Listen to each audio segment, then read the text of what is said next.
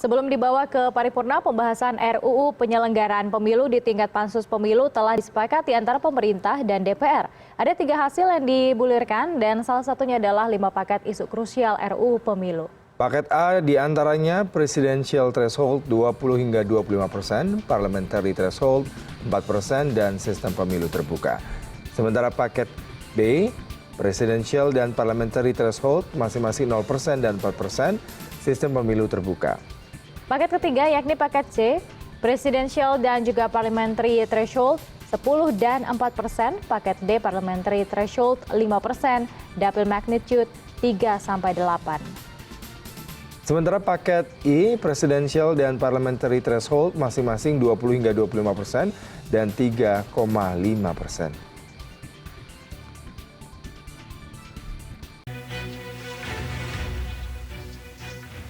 Ambang batas pencalonan presiden yang masih dibahas dalam rapat RUU Pemilu dianggap tidak relevan lagi dalam pemilu serentak tahun 2019 nanti. Presidensial threshold akan membatasi hak politik bagi partai baru yang belum memiliki kursi di DPR. Meski belum pernah mengikuti pemilu, kekuatan partai baru patut diperhitungkan. Melalui berbagai kegiatan, partai baru mampu menunjukkan eksistensinya sebagai partai yang siap bertarung pada pemilu 2019 nanti. Gagasan tentang kembali kepada threshold yang lama sebenarnya tidak logis ya, karena 5 tahun ini ada dinamika politik yang tidak sederhana. Bahwa ada kepentingan partai-partai besar yang ingin mengkanalisasi bahwa calon-calon presiden itu hanya dari mereka-mereka saja. Metode dengan adanya pemilu serentak, maka kemudian berdasarkan konstitusi, asumsi kami maka tidak ada yang namanya presiden threshold. Apa yang diinginkan partai baru tidak terlepas dari amanat konstitusi. Karena undang-undang pemilu seharusnya memberikan hak dan kewajiban yang sama terhadap semua partai politik. Ya, memang sesuai dengan putusan MK, maka pemilu 2019 itu dilakukan serentak ya.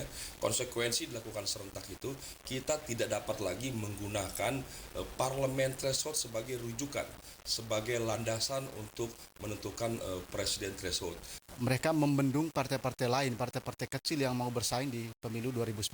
Nah, ini salah satu kepentingan partai-partai besar gitu, untuk membendung partai-partai kecil agar mereka tidak boleh mencalonkan presiden pada 2019.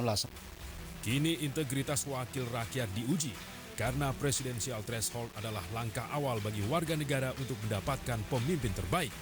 Akankah politikus Senayan setia pada sumpah jabatannya yang harus mengutamakan kepentingan bangsa dan negara?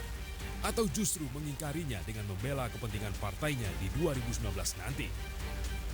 Tim Liputan MNC Media melaporkan.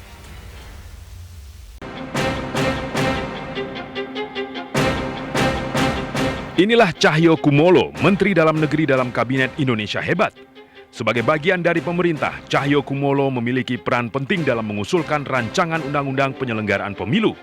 Salah satu poin krusialnya menyangkut syarat parpol pengusung capres di pemilu serentak 2019. Pemerintah mengusulkan 20% kursi di DPR atau 25% suara sah nasional bagi parpol atau gabungan parpol untuk mengusung capres di 2019. Pada prinsipnya mendengarkan dulu bagaimana aspirasi partai-partai dan fraksi. Karena menyangkut PT, baik PT partai politik yang lolos di DPR maupun presiden. Pembahasan rancangan undang-undang diperkirakan bakal alot, mengingat partai di DPR memiliki kepentingan masing-masing. Sekarang saja yang sudah 20% threshold, ya, legitimasi masih dipertanyakan. Saya nggak kebayang apabila PT-nya 0%. Ya, jadi bagi Partai Gerindra kami mengusulkan presiden threshold itu 0%. Tidak ada lagi relevansinya untuk menerapkan tentang angka batas presidensial threshold ini. Pembahasan RUU Pemilu tidak bisa dilepaskan dari kepentingan politik partai. Meski begitu, baik legislatif dan eksekutif sedianya tidak menghilangkan hak dan aspirasi politik setiap warga negara. Jangan-jangan ini merupakan ketakutan untuk menjegal partai politik peserta pemilu baru agar tidak mengusung calon. Siapa yang diuntungkan dengan adanya presiden threshold 20-25% itu yang Pileg 2014? Otomatis partai yang menang pada Pileg 2014 yaitu PDI Perjuangan. Kekhawatiran sejumlah pihak dinilai cukup beralasan. Kekhawatiran itu sekaligus menjadi kontrol agar RUU penyelenggaraan pemilu hanya disusun untuk kepentingan bangsa dan negara. Tim Liputan MNC Media melaporkan.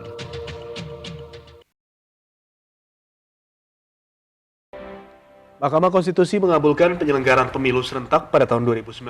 Dengan demikian, RUU Pemilu sebagai payung hukum pelaksanaan pemilu 2019 nanti harus sejalan dengan keputusan MK, termasuk soal ambang batas pemilihan calon presiden dan wakil presiden.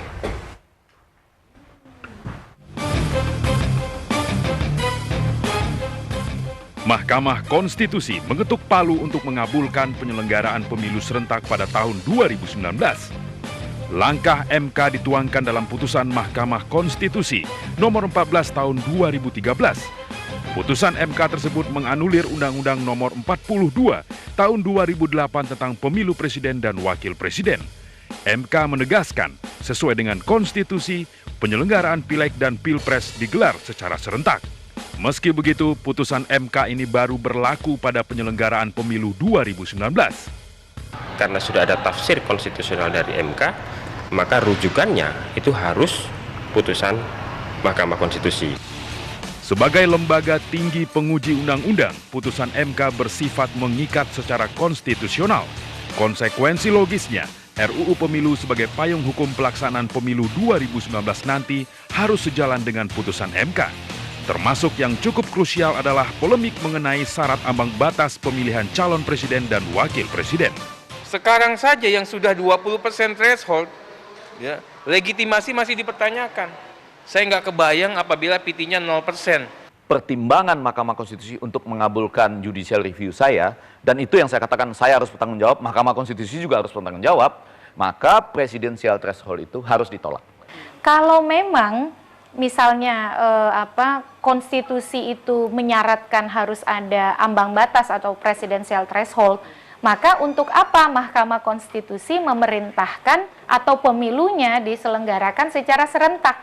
Prinsip penyelenggaraan pemilu serentak dalam RUU Pemilu kali ini perlu dimaknai juga sebagai sistem presidensial yang sudah ditetapkan dalam Undang-Undang Dasar 1945. Jika kemudian ada pihak yang justru bertentangan, bukankah tergolong melanggar konstitusi negara?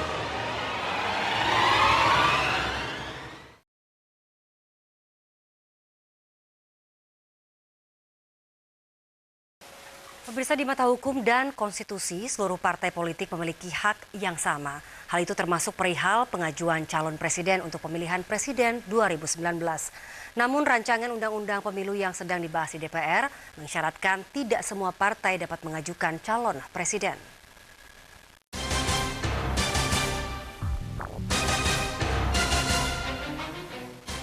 Mungkin Anda salah satu pihak yang percaya bahwa setiap undang-undang dibuat untuk menciptakan keteraturan. Seperti halnya Undang-Undang Nomor 22 Tahun 2009 yang mengatur lalu lintas dan angkutan jalan raya. Namun tampaknya bukan itu yang terjadi dalam draft Undang-Undang Penyelenggaraan Pemilu yang sudah diusulkan pemerintah. Pasal 190 sampai 192 rancangan itu memicu kontroversi, seperti pasal 190 contohnya. Dalam pasal itu diatur tentang ambang batas pencalonan presiden. Ada pembatasan misalnya partai politik yang ada di parlemen yang boleh mengajukan calon presiden ataupun semua partai politik yang boleh, maka akan ada calon presiden yang banyak. Tetapi kalau ini misalkan tersandra karena ingin mencapai mufakat, kemudian ingin tidak ada voting, maka tahapan pemilu terganggu. Di mata hukum dan konstitusi, seluruh partai politik memiliki hak yang sama. Hal itu termasuk perihal pengajuan calon presiden untuk pemilihan presiden 2019. Namun rancangan undang-undang pemilu yang sedang dibahas di DPR mengisyaratkan tidak semua partai dapat mengajukan calon presiden. Mereka ingin menghalangi atau ada upaya membatasi partai politik peserta pemilu untuk mengusung calon. Inkonstitusional. Loh, mereka itu mau sebut apa pemilu ini? Karena yang namanya pemilu itu memilih anggota DPR dan presiden. Kalau cuma satu saja apa? Pemilu apa itu? Lantas, jika ini dianggap inkonstitusional, apakah keteraturan berbangsa dan bernegara akan terwujud? Tim Liputan MNC Media melaporkan.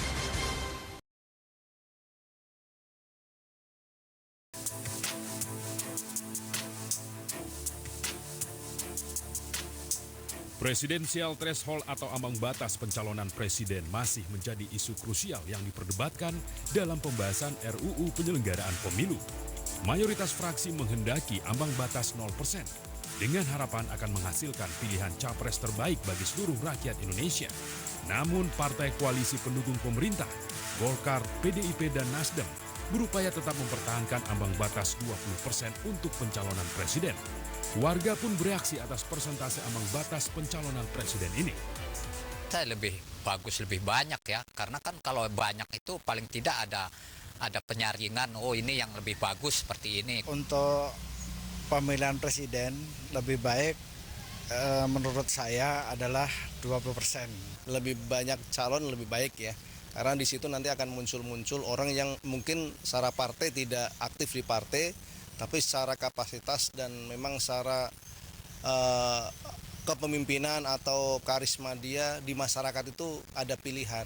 Pendapat ini harusnya menjadi pertimbangan bagi fraksi PDI Perjuangan, Golkar, dan Nasdem yang masih menginginkan angka 20% sebagai persyaratan untuk mengajukan calon presiden. Karena dengan presidensial threshold 20%, besar kemungkinan pemilihan presiden hanya akan diikuti oleh sedikit pasangan calon. Maka ini akan baik dalam demokrasi kita, memberi kesempatan seluas-luasnya bagi putra-putri terbaik bangsa untuk mendapat kesempatan menjadi capres maupun cawapres. Presidensial threshold 0% itu lebih rasional. Itu dimaksudkan agar kita bisa memberikan kesempatan kepada semua orang, semua partai politik untuk bisa mencalonkan diri. Setiap warga negara Indonesia memiliki hak politik untuk dicalonkan sebagai pemimpin di negeri ini. Karena itulah setiap wakil rakyat yang ada di Senayan harus memastikan hak politik ini tidak hilang demi kepentingan partai, golongan, atau sekelompok orang. Tim Liputan MNC Media melaporkan. Baik, terima kasih.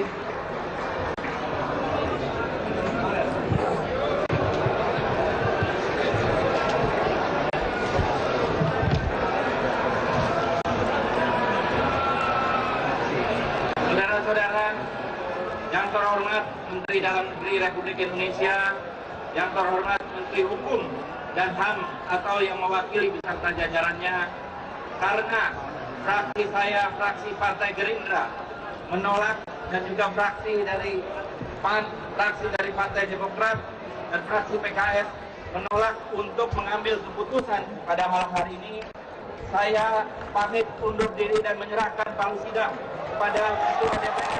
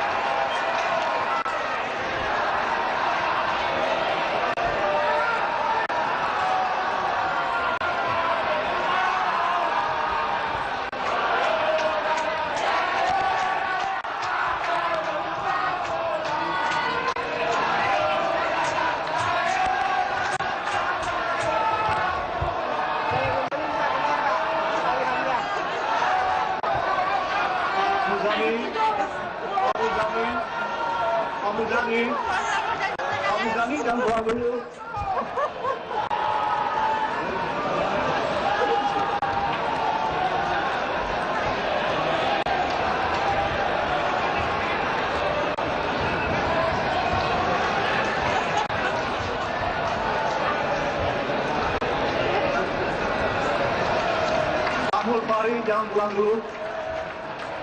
Pak Mulfari jangan pulang dulu. Diharapkan kepada Pak Mulfari jangan pulang dulu.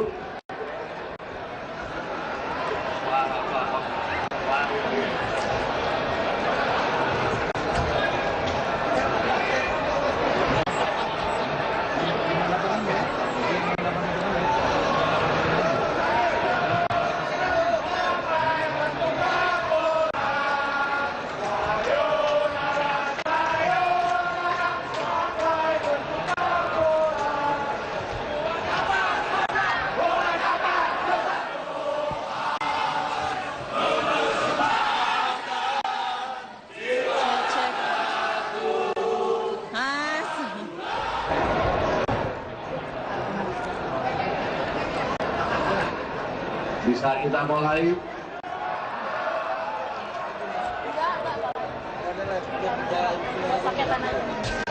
Assalamualaikum warahmatullahi wabarakatuh. Sidang Dewan yang kami hormati, izinkan saya meneruskan rapat paripurna ini. Ini adalah merupakan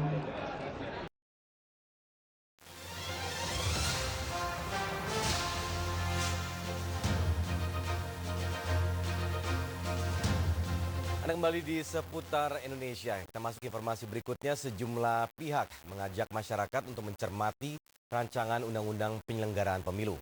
Hal ini terkait syarat bahwa calon presiden hanya boleh diajukan oleh partai politik yang memiliki 25-30% suara pada pemilu sebelumnya.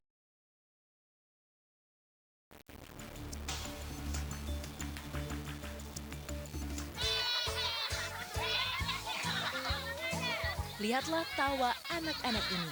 Selain ceria, mereka juga punya cita-cita yang patut diacungi jempol. Aku mau jadi presiden. Aku mau jadi presiden.